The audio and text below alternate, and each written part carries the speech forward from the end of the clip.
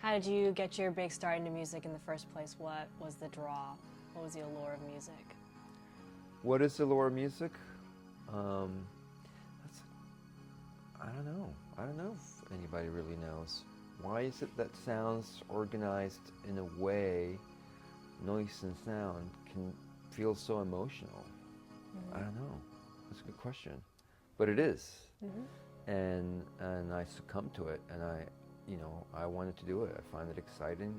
I like music that feels dangerous and exciting and sexy, all that thing at the same time. So I wanted to, make some of that and be involved in the making of records that have some of those elements mixed. Nestled in Long Island City lies GB's Juke Joint, a music recording studio. It's also the place where award-winning recording engineer, mixer, and producer Hector Castillo makes his records. I help artists make the records they want to make. And I started about 25 years ago here in New York at a place called Looking Glass Studios. It's a studio used to be owned by Philip Glass, doesn't exist anymore. But there, I started from the ladder all the way down, from an intern, then I was an assistant engineer, then I was an engineer, and then I eventually became a partner in the studio and been doing it ever since 1996. They all look different, but a lot of them do the same thing in different ways. So like these are preamps, preamplifiers. They basically take the microphone signal and bring it up so that we can record it. And the way you do that, you can do it different ways, and they have different characteristics of the sound. And this is more like dynamic stuff. It helps you control the dynamic range of the audio signal, basically using compression.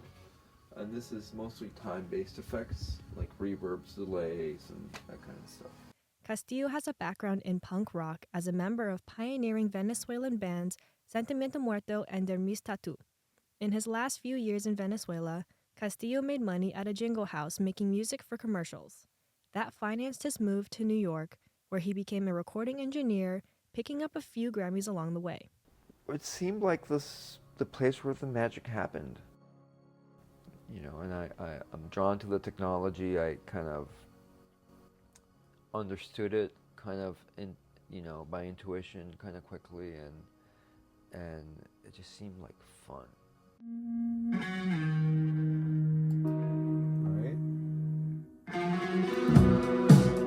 So mixing is, deciding the levels of things, the tone of it. Castillo produces, engineers, and mixes around 2 to 3 records a year. The rest of the year, he mixes or engineers for the people who come into the recording studio and helps them capture their performance. Over the span of his career, he's worked with several notable artists, including Gustavo Cerati and David Bowie. David was incredibly funny and talented. And the one thing I got from him when he was in the studio making records is that he had such a good time doing it. He just loved doing it. He just was a laugh all the way through. David, it was his own thing, so there was never any tension. It was just what he wanted to do, and he loved doing it. You've obviously been working in your job for many years, so how have you seen the role or the position of a producer or an engineer change over time to what it is today? Oh yeah, it's changed dramatically. I think technology has made the job very different. Producers used to be people that were like very prepared musically or technically, or sometimes both. And I think nowadays it's so easy and fast to like make a track sound kind of cool with just loops and samples that you just download from the web. And I think we can agree that you find more growth when like you have to do like a big effort for something. You grow as a person, as a musician, as a producer. When you just download a few tracks from the internet and put it together and then you're a producer, there's no growth in that. There's not a whole lot of learning happening. So that's what worries me the most, is that that process, we're treating it now like an impediment for the end result. And to me, the beauty is in the process itself. Castillo believes that music is cyclical. Though today, samples and sounds are available just a click away, the old ways of making music through natural instruments will return.